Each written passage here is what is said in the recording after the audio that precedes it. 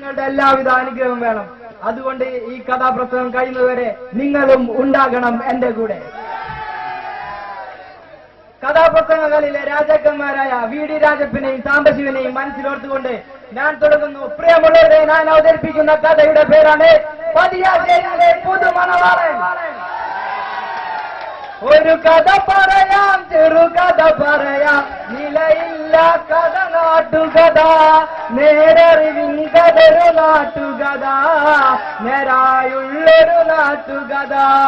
ഒരു കഥ പറയാം, ചെറുകഥ പറയാം, നിലയില്ല കഥ നാട്ടുകഥ, നേരറിവിൻ കഥ, നെറികേടിൻ കഥ, അക്കഥ ഇക്കഥ നാട്ടുകഥ. പ്രിയമുള്ളവരെ, ഈ കഥ നടക്കുന്നത് അമേരിക്കയിലോ അഞ്ചങ്ങാടിയിലോ അല്ല, പാകിസ്ഥാനിലോ പത്തക്കാട്ടിലോ അല്ല, പിന്നെ കൊച്ചുകുട്ടികൾ ഇക്കിളി കൂട്ടുന്ന നമ്മുടെ സ്വന്തം പതിയാശ്ശേരിയിലാണ്. സ്വർഗത്തേക്കാൾ സുന്ദരമാണ് സ്വപ്നം വിടരും ഗ്രാമം. അതെ, സ്വർഗത്തേക്കാൾ സുന്ദരമായ സ്വപ്നം വിടരും ഗ്രാമം. കുളങ്ങളും തോടുകളും മരങ്ങളും കൊണ്ട് പ്രകൃതി രമണീയമായ പതിയാശ്ശേരി എന്ന ഗ്രാമം. ബിസ്മില്ല ഹോട്ടലും CK സ്റ്റോഴ്സും കല്ലറക്കൽ സ്റ്റോഴ്സും BNC ഹാളും മദീന സ്റ്റോഴ്സും കൊണ്ട് അനുഗ്രഹീതമായ പതിയാശ്ശേരി എന്ന ഗ്രാമം. ഈ പതിയാശ്ശേരിയിൽ നിന്ന് ഏകദേശം 5 മിനിറ്റ് കിഴക്കോട്ട് നടന്നാൽ ഇടത്തോട്ട് റോഡ് കാണാം. അവിടെ എത്തുമ്പോ ചെറുതായിട്ടൊന്ന് മൂക്ക് പൊത്തണം. കാരണം അവിടെയാണ് റിയാസിന്റെ റേഷൻ കടയുള്ളത്. ആ ഇടത്തോട്ടുള്ള റോഡിലൂടെ നേരെ ചെന്നെത്തുന്നത് മൂവപ്പാടം എന്ന സുന്ദരമായ ഗ്രാമത്തിലേക്ക്. ഇടത്തോട്ടുള്ള ആ റോഡിലൂടെ 4 മിനിറ്റ് നടന്നാൽ മൂവപ്പാടത്തിന്റെ ഐശ്വര്യമായ സാന്ത്വനം സ്വയം സഹായ സംഘത്തിന്റെ ഓഫീസിലാണ്. അതെ, ഒരുപാട് പാവപ്പെട്ടവർക്ക് കാരുണ്യത്തിന്റെ കൈത്തിരുനാളുമായ യുവാക്കളുടെ സംഘടനയാണ് സാന്ത്വനം സ്വയം സഹായ സംഘം.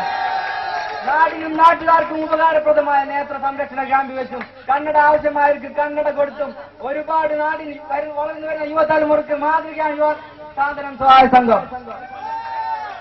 ഈ സ്വന്തം സംഘത്തിന്റെ ഓഫീസിന്റെ ഉള്ളിലേക്ക് നോക്കിയാൽ ഒരുപാട് നല്ല മനുഷ്യരെ കാണാം. പുള്ളിമാൻ അഫ്സൽ,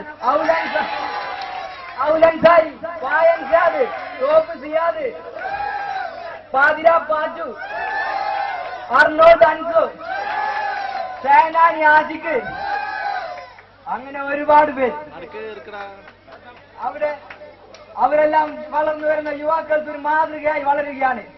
ഈ സ്വാതന്ത്ര്യ സ്വയംസഹായ സംഘത്തിന്റെ ഓഫീസിന്റെ അടുത്തായി ഒരു വർണ്ണമനോഹരമായ വീട് കാണുന്നില്ലേ? അതെ, വർണ്ണമനോഹരമാണ് ആ വീട്. വർണ്ണമനോഹരമാണ് ആ വീട്, വർണ്ണം നിവർത്തിളങ്ങി നിൽക്കൂ. വർണ്ണമനോഹരമാണ് ആ വീട്, വർണ്ണം വിടർത്തിളങ്ങി നിൽക്കൂ. ചന്ദനച്ചായുള്ള ചുവരുകൾ, പച്ച പിരിച്ച പർവ്വതാനി, വർണ്ണമനോഹരമാണ് ആ വീട്. വർണ്ണമനോഹരമാണ് ആ വീട്, വർണ്ണം വിടർത്തിളങ്ങി നിൽക്കൂ. പ്രിയമുള്ളവരെ, ഈ വർണ്ണമനോഹരമായ വീട് ആരുടേതാണെന്നറിയോ? അത് നമ്മുടെ കഥാനായകന്റെ വീടാണ്. ഇനി ആരാണ് നമ്മുടെ കഥാനായകൻ അറിയണ്ടേ? അത് അങ്ങോട്ടേക്ക് നോക്കൂ, അങ്ങോട്ടേക്ക് നോക്കാം. ഇങ്ങോട്ടേക്ക് നോക്കിയാൽ മതി. അതാ അവിടെ ഒരു കണ്ണിമുണ്ട് ഇട്ടിട്ട് ഗ്ലാമറിന്റെ ഒരു അവതാരം നിൽക്കുന്നത് കണ്ടു. അതേ, ബക്കർക്കാട് അവിടുത്തെ നിസുവാണ് ഈ കഥയിലെ നായകൻ എന്ന് പറയാൻ എനിക്ക് ആഗ്രഹമുണ്ട്. പക്ഷെ നിസു അല്ല ഈ കഥയിലെ നായകൻ. ആൾ നായകനാകാൻ പറ്റിയ സാധനം കിളി പൊളി. നിസുവിന്റെ അപ്പുറത്തായി അതാ ഒരു പച്ച ഷർട്ട് നീല ജീൻസ് ഇട്ട് ജോസഫ്, ഈ കുട്ടിക്ക് മലയാളം അറിയാം എന്നും പറഞ്ഞ് ജഗതിയെ പോലെ ഒരുത്തനെ നിൽക്കുന്നുണ്ടോ? അതേ, കൊട്ടാരത്തിന്റെ അവിടുത്തെ ഷാനുവാണ് ഈ കഥയിലെ നായകൻ എന്നെനിക്ക് പറയുന്ന ആഗ്രഹമുണ്ട്. പക്ഷെ ഷാനുവല്ല ഈ കഥയിലെ നായകൻ.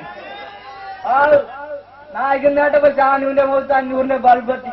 നായകനാകാൻ പറ്റിയ സാധനം കാശി, ഞാൻ തൂക്കേമാരെ.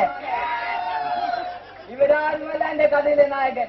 എന്റെ കഥയിലെ നായകൻ ഇതാ പതിയാശ്ശേരിയുടെ അഭിമാന താരം, മൂവപ്പാടത്തിന്റെ അഭിമാന പുത്രൻ, കരുത്തനായ പോരാളി, അവതാരപ്പിറവിയുടെ മുഴുവൻ രൗദ്രഭാവം വായിച്ചെടുത്ത മൂർത്തിക്ക് ഇപ്പോഴത്തെ പേര് വളിയാറ്റമാണ്. അതെ, നമ്മുടെ പുതുമണവാളൻ ഷമീറാണ് ഈ കഥയിലെ നായകൻ. ആ ചിരി കണ്ടോ, ചിരിച്ചുകൊണ്ടുള്ള നിപ്പ് കണ്ടോ? അരടിപ്പൊക്കമുള്ളാണ് രുത്തൻ, ആരും കൊതിക്കുന്ന കാമദേവൻ. അരടിപ്പൊക്കമുള്ളാണ് രുത്തൻ, ആരും കൊതിക്കുന്ന കാമദേവൻ.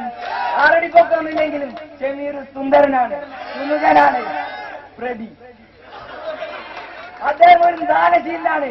10ന്റെ പൈസ ഒരാൾക്കും കൊടുക്കൂല. എന്തിന് ഷമീറിനെ കുറിച്ച് പറയുകയാണെങ്കിൽ പതിയാശ്ശേരി ബോക്സ് ഓഫീസിൽ സൂപ്പർ ഹിറ്റ് ആയോടിയ യുവത്വത്തിന്റെ വയറ്റിന് വന്ന സൂപ്പർ ഹിറ്റ് ചലച്ചിത്രത്തിന്റെ ഡയറക്ടർ കൂടിയാണ് അദ്ദേഹം. പക്ഷെ അതിന്റെ അഹങ്കാരമൊന്നും ഷമീറിന്റെ മുഖത്തില്ലട്ടാ.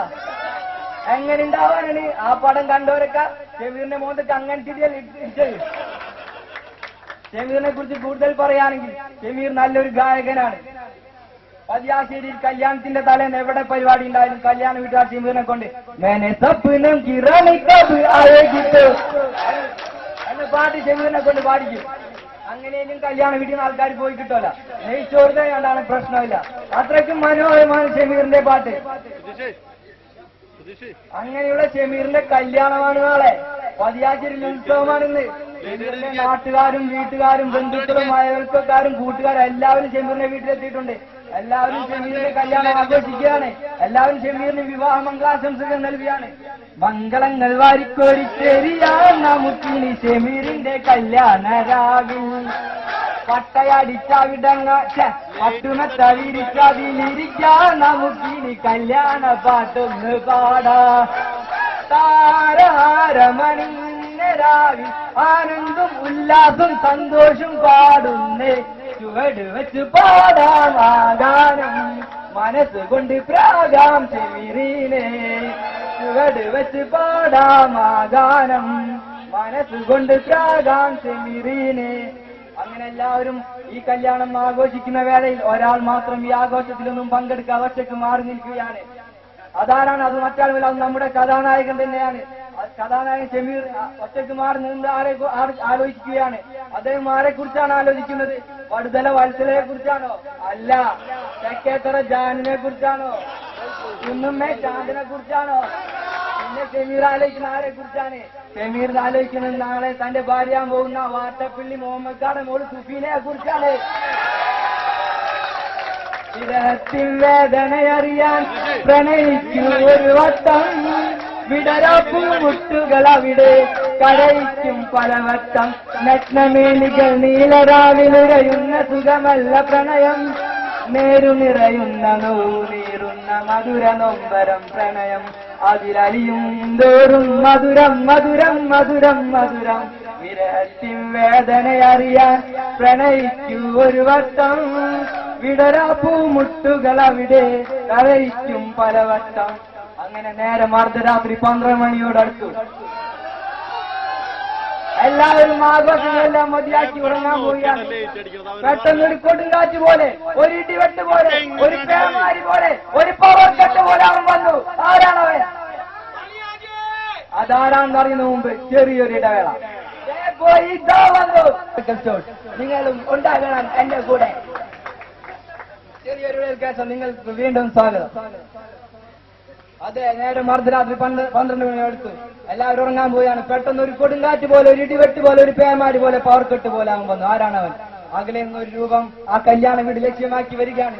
ആ രൂപത്തിന്റെ വരവ് കണ്ട് എല്ലാവരും ഒന്ന് സംശയിച്ചു. ആ വരുന്നത് നമ്മുടെ പാവൻ ഷമീറിന്റെ കല്യാണം മുടക്കാൻ വരുന്ന ആരാണെന്ന്. കാരണം കല്യാണം മുടക്കിയുള്ള നാടല്ല നമ്മുടെ പതിയാശ്ശേരി. കല്യാണത്തിന്റെ അന്ന് തന്നെ കല്യാണം മുടക്കാൻ ട്രെയിനിൽ ലഭിച്ച വൃത്തിയായിട്ട ആളുകൾ നമ്മുടെ നാട്ടിലുണ്ട്. ഇങ്ങനെയുള്ള കല്യാണം മുടക്കി ഇങ്ങനെ വന്നാൽ ഇതൊരു കലാരൂപമായിട്ട് നമുക്ക് അംഗീകരിക്കേണ്ടി വരും. ആ രൂപം അങ്ങനെ ഉള്ള ഒരു നാട്ടിൽ ആ സമയത്ത് ഒരാൾ കയറി വന്നാൽ അത് കല്യാണം മുടക്കാൻ സംസാരിച്ച അതിലെന്താണ് തെറ്റ്? ആ രൂപം അകലെ നിന്ന് വരികയാണ്. ആ രൂപം കല്യാണ വീടിനടുത്തെത്തി കഴിഞ്ഞു. ആ രൂപത്തെ കണ്ട് എല്ലാവരും ഒന്ന് ഞെട്ടി. ആ രൂപത്തെ കുറിച്ച് വർണ്ണിക്കുകയാണെങ്കിൽ ഷാരൂഖ് ഖാന്റെ ഫേസ് കട്ട്, സൽമാൻ ഖാന്റെ ബോഡി, രജനീകാന്തിന്റെ സ്റ്റൈൽ, അമിതാഭ് ബച്ചന്റെ പൊക്കം. ആ രൂപം ചോദിച്ചു. അവിടെ ഉള്ളവർ അവനോട് ചോദിച്ചു, എന്താ നിന്റെ പേര്? അവൻ പറഞ്ഞു, എന്റെ പേര് ഷഹറാസ് എലിയാസ് ജാക്കി. Attention please, this is the second part of 20th century. ഷഹറാസ് Elias ജാക്കി. പറന്നുപോയോ പുതിയൊരു പാട്ട് മൂളി ഞാൻ, പഴങ്കഥ ഏറ്റു പാടി ഞാൻ. പുതിയൊരു പാട്ട് മൂളി ഞാൻ, പഴങ്കഥ ഏറ്റു പാടി ഞാൻ. ഷഹറാസ് എലിയാസ് ജാക്കി. ഷഹറാസ് എലിയാസ് ജാക്കി. എന്താണ് അങ്ങനെ പേര്? അപ്പൊ അവൻ പറഞ്ഞു, ഷഹറാസ് എന്റെ ഉമ്മിട്ട പേരാ, എലിയാസ് എന്റെ വാപ്പിട്ട പേരാ. അപ്പൊ ജാക്കിന്ന് മിറാജ് ബസ്സിലെ കണ്ടക്ടറിട്ട പേരാ. ഇപ്പൊ എന്താ വേണ്ടത്? എനിക്ക് ഷമീറിനൊന്ന് കാണണം. അവനോട് എനിക്കൊരു ഞെട്ടിക്കുന്ന രഹസ്യം പറയാണ്ട്. വിളിക്ക് ഷമീറിനെ. ഷമീറെ. അങ്ങനെ ഷമീർ വന്നു. ഷമീറിനോട് അവൻ ഞാൻ ഞെട്ടിക്കുന്ന രഹസ്യം പറയാൻ പോവുക. ഷമീറെ, ഞാൻ പറയാൻ പോകുന്ന രഹസ്യം കേട്ട് നീ തളരരുത്, നീ മനക്കരുത്തോടെ നിൽക്കണം. ഷമീർ ചോദിച്ചു, എന്താണ് കാര്യം? എന്താണ് എന്റെ കല്യാണം നീ മുടക്കുക? അതൊന്നല്ല, നീ ഒന്ന് ശ്രദ്ധിച്ചേക്കണം. പറ, എന്താന്ന് വെച്ചാ പറ, എന്തായാലും പറ, നീ ഇതാ പറ. അപ്പൊ ഞാൻ പറഞ്ഞു, അതെ ഷമീറെ, കൈനാത്ത പേപ്പറിന്റെ പൈസ കിട്ടിയിട്ടില്ലട്ടാ. നാളെ എന്നെ അടക്കേണ്ട ഡേറ്റ്. നാളെ കല്യാണം കാരണം നിന്നെ കാണാൻ പറ്റൂല, അതുകൊണ്ട് നീ ആ സമയത്തിനാ വന്നത്. അങ്ങനെ ഷമീറ് പൈസ എടുക്കാൻ ആ വീട്ടിലേക്ക് കയറി. ഔലൻ സാരി ചില്ലപ്പ, പേപ്പറിന്റെ പൈസ തരാത്തവർക്ക് ഇതൊരു പാഠമായിരിക്കട്ടെ.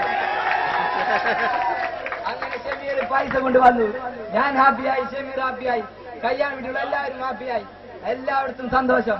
എല്ലാവരും ഉറക്കമെല്ലാം മതിയാക്കി ആ കല്യാണ വെളുക്കോളം ആഘോഷിച്ചു. ഇത്രയും പറഞ്ഞുകൊണ്ട് എന്റെ ഒരു കൊച്ചു പതാക സംഘം അവസാനിക്കുകയാണ്. കല്ലെടുത്ത് കീച്ചരുതേ നാട്ടാരേ, മണ്ണിവാരി പൂത്തരുതേ നാട്ടാരേ, കല്ലെടുത്ത് കീച്ചരുതേ നാട്ടാരേ, മണ്ണിവാരി പൂത്തരുതേ നാട്ടാരേ. കാരണം പണ്ടാരാണ്ട് ചവച്ചു തുപ്പിയ കഥയുടെ കഷ്ണങ്ങൾ വാരിക്കൂട്ടി കഥയെഴുതിയൊരു കാതികനാണ് ഞാൻ. പണ്ടാരാണ്ട് ചവച്ചു തുപ്പിയ കഥയുടെ കഷ്ണങ്ങൾ വാരിക്കൂട്ടി കഥയെഴുതിയൊരു കാതികനാണ് ഞാൻ. വാരിക്കൂട്ടി കഥയെഴുതിയ പാവം കാതികനാണ് ഞാൻ. ആര് പറഞ്ഞാലും നേര് പറയണം, ഓരോന്ന് ചെല്ലാനല്ല, ഓരോന്ന് ചെല്ലാനല്ല. എല്ലും പതിരും തിരിച്ചറിയണം, നമ്മൾ മകലിമാരല്ല, നമ്മളെല്ലാം ഹരിചന്ദ്രന്മാരല്ല. തെറ്റു ചെയ്യാത്തവരാരുണ്ട്, കുറ്റമില്ലാത്തവരാരുണ്ട്, നന്മകളേത് തിന്മകളേത് എന്നത് കൈലാസം. Thank you. ആദ്യമായിട്ടാണ് എന്റെ കഥാപാത്രം മുഴുവൻ പറഞ്ഞെടുക്കാൻ പറ്റി. Thank you.